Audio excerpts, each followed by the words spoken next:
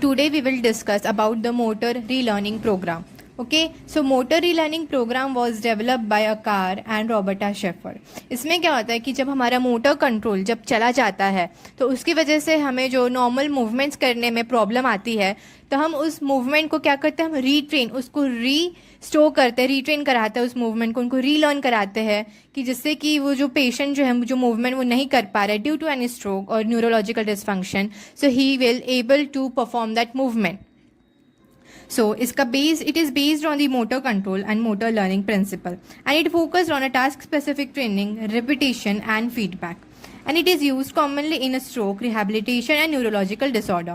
And its main aim, which is very important, its aim is to restore the motor function of a patient using a scientific motor and learning method. Okay, there are some principles of MRP, which is motor learning is a goal directed. What? Motor learning is a goal directed. So, learning grasp an object involving a coordinating hand and arms movement to successfully pick up the item. Okay, so here the purposeful nature of the movement aim at achieving a specific outcome.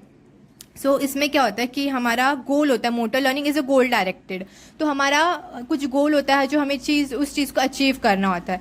For example कि patient जो है he is not able to grasp anything. Okay, he is not able to grasp anything, तो हम क्या करा रहे हैं कि हमारा गोल है कि he should able to grasp anything, तो हम उसको क्या करा रहे हैं कि ओपीडी में, जैसे अपने ओपीडी में कुछ भी जैसे कि इलेक्ट्रोजेल बॉटल हो गया या कुछ सामान है, कि हम उसको बोलेंगे की हो गई, चाबी हो गई, आसपास जो भी आपको चीज़ दिख रहे हैं, what you do, you will ask the patient to grasp that object. Okay, so what the main thing we will get, so we get that patient will able to successfully pick up the item. Okay, तो patient will able to pick up the item, तो हमारा जो outcome हमें ये मिलेगा, तो हम उसको पहले उस चीज़ का प्रैक्टिस कराएंगे. तो हमारा गोल क्या है कि we learn the grasp an object involving coordinating hand and movement to successfully pick up the item.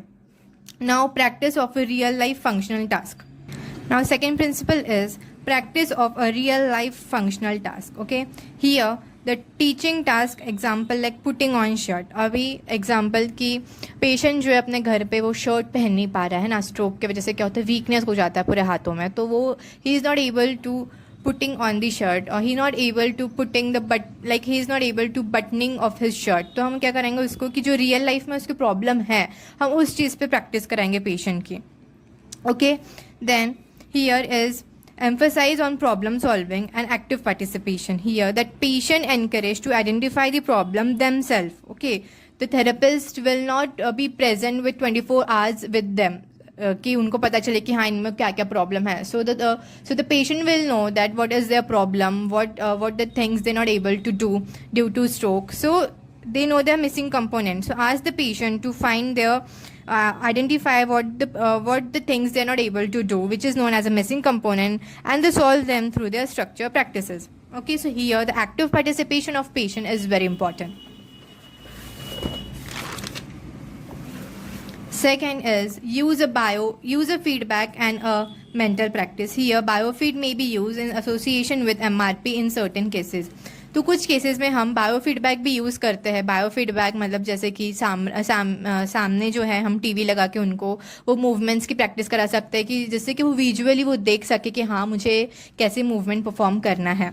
Then learning is influence by the environmental context. Here इसमें क्या करना है, learning is influence by environmental context, मतलब हम क्या कराते हैं यहाँ कि पेशेंट को जो है हम नए नए चैलेंजेस देते हैं.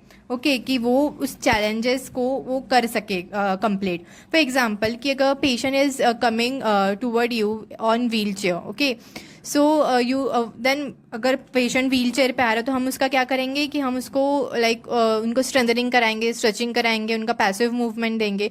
Once he is able to walk, तो अगर एक बार चलना उनको आ गया जो कि वो चल ही नहीं पा रहे थे पहले, तो अब क्या करेंगे हम उनको पहले नॉर्मल सरफेस पे उनको वॉक कराएंगे. एक वो इन्वायरमेंट हो गया. फिर सेकंड इन्वायरमेंट क्या करेंगे, हम उनको थोड़ा सा टास्क उनका बढ़ाएंगे. उनको क्या बोलेंगे कि क्लाइंब करो आप स्टेयर्स पे, ये सेकंड चैलेंज. फिर उनको बोलेंगे कि सैंड पे चल के देखो. तो this is the environmental context, that learning is influenced by the environmental context.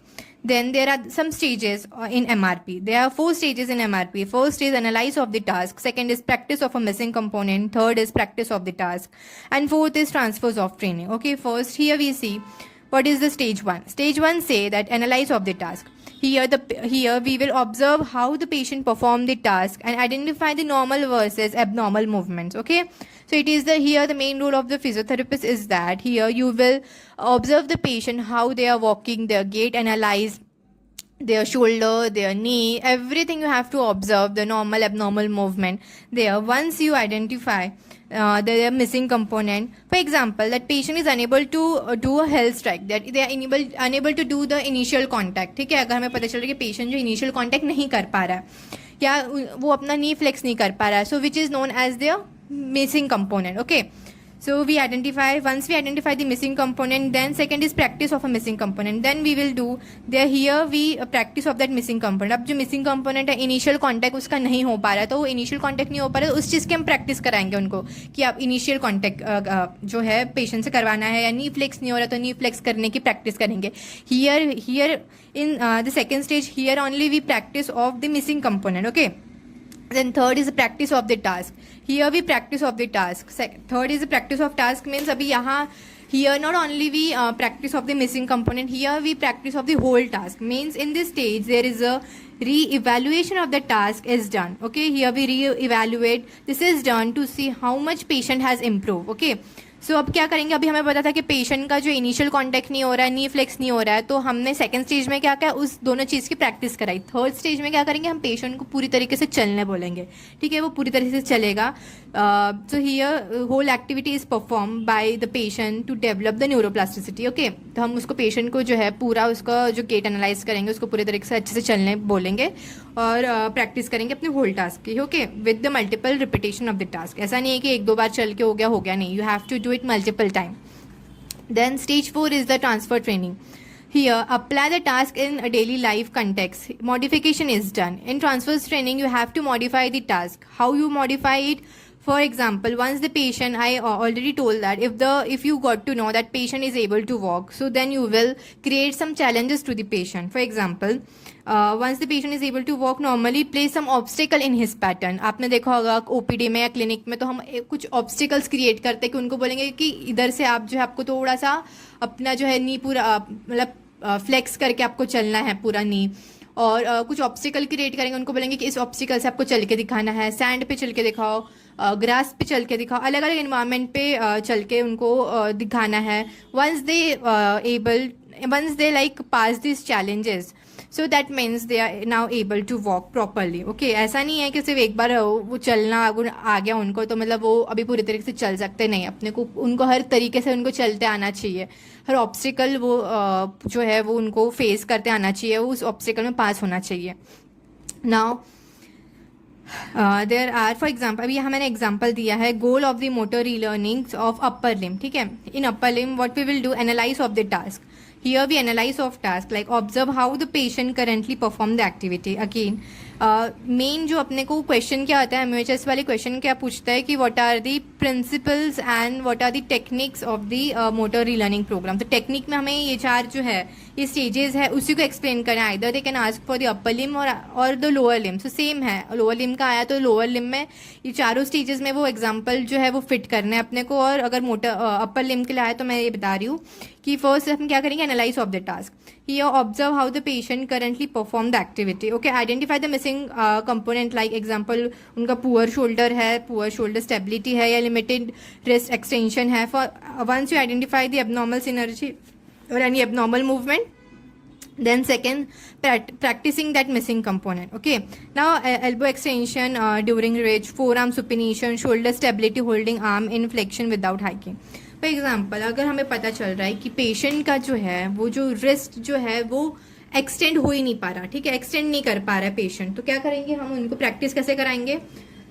This is just example. तो हम क्या करेंगे, यहाँ कुछ रखेंगे ऐसा, उनको बोलेंगे ओपीडी में आपको कुछ भी सामान बोले, ask them to slightly push. ठीक है, slightly push. So what will happen, what is happening here कि पेशेंट जो है उसका जो है रिस्ट जो है वो एक्सटेंड जा रहा है, एक्सटेंड हो रहा है ना, तो ऐसे उनको बोलेंगे.